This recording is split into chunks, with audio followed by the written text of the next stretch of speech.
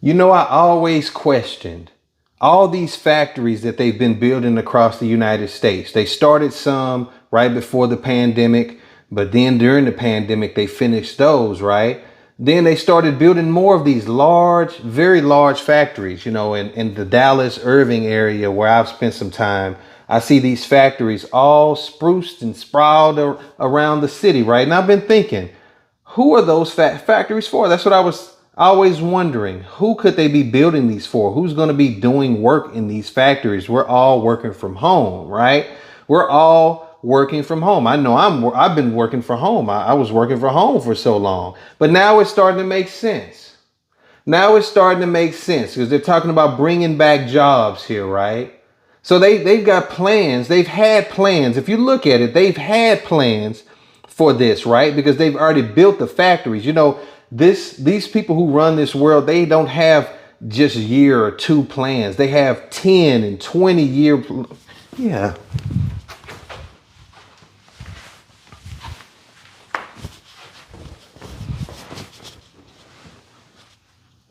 You've got to understand something. The people who run this world, the elites that run this world, they don't just have plans that go out a few years. They have 10 and 20 and 30-year plans that they're placed and that they're following through right now. So I've always wondered, these factories that they've been building all across the United States, specifically in the Dallas area, because I'm pretty close to it and I've seen many of these large factories. They started building these factories, around the pandemic. They finished the ones that they were building at that time, but since then they've built even more. And it's always been a wonder to me, who are they planning on putting in those factories? What jobs are they going to create to put in those factories? Now it's all starting to make sense. Now that I see everything that's going on, the plan of bringing jobs back, right? Who's going to be working in those factories?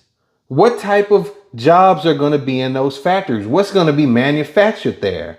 Now it's starting to make sense with everything that's going on. Do you not see? Can you not see that this has been the plan all along? Not just with this administration, but the past administrations have played their part in pushing this agenda along. We've all been played. They play us continuously. They've been playing and toiling and toying with the people of this country for years, leading them in the path that they want them in, leading them to the point of who they want them to vote for, what political party. It's all a game, as Dick Gregory would say. It's all been a game of manipulation, but now it's starting to make sense of who they want in those factories. Because at first I was thinking it was the people that they were letting in here. Remember when we had the big border crisis and they were just letting people flood through here? The people that they gave apartments to, gave them $10,000 vouchers so they can get furniture for their nice homes and stuff. The people we don't hear about anymore. It's more than just the people that they're trying to pretend like they're kicking out now.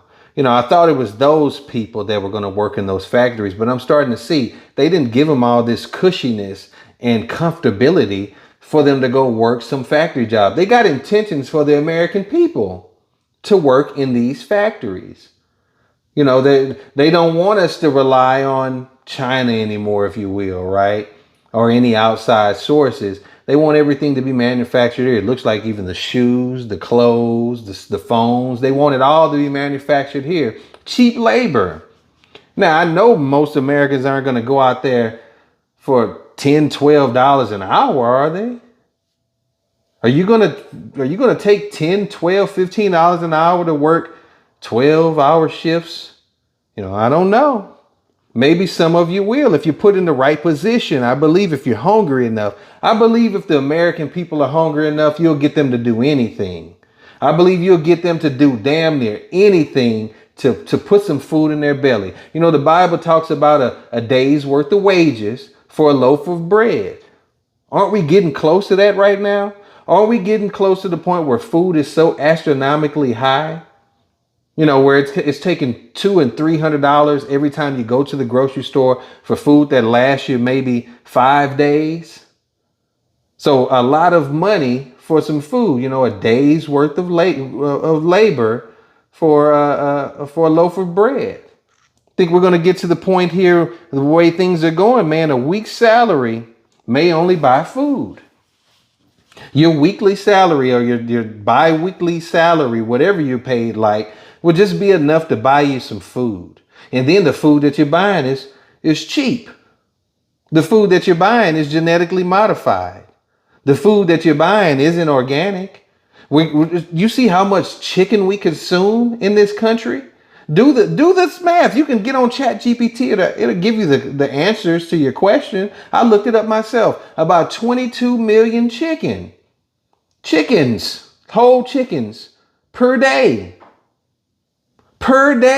are being consumed here in this country, either per day or per week. Whatever it is, it's astronomical. A lot of chicken is being consumed here. So they've had to resort to meet the demand of the consumer to produce in these farms with these chickens where the chicken they're not raised in the best conditions.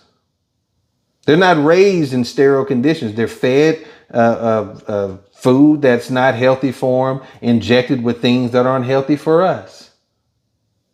So they're going to continue to do these things as we move along. But don't you see the agenda? This has been the plan the whole time. Can you imagine, I should say, that this has maybe been in the works? Everything that's going on that seems like it's just happening now. Can you imagine this has maybe been in the works for 20, 30, 40 years? These world organizations like the WHO, organizations like the WMO, the World Meteorological Organization, they've placed things in the movement, in the path to just get the agenda rolling. And it's starting to transpire now. It started to transpire during the so-called pandemic, when they placed up these towers all across the nation, but we'll get into that later. But I just want you to think, who's going to be working in those dang factories? They already started testing that with the Amazon factories, right? That was the test bed to see who would be willing. Would these people be willing to work in a factory similar to, the factories in China? But they've been telling you for years that it's about to be like a third world country over here. What kind of jobs do they work in these third world countries? Who do you think our owners are? Why do you think they rolled out the carpet for China the way that they did?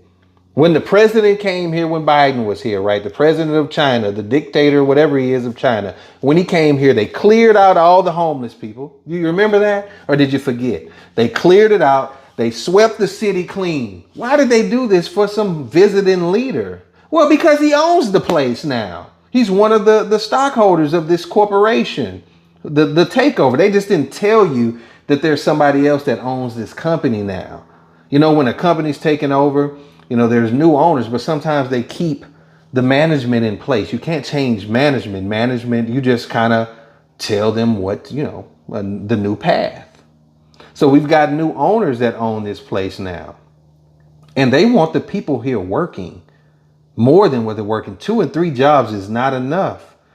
We need you producing more.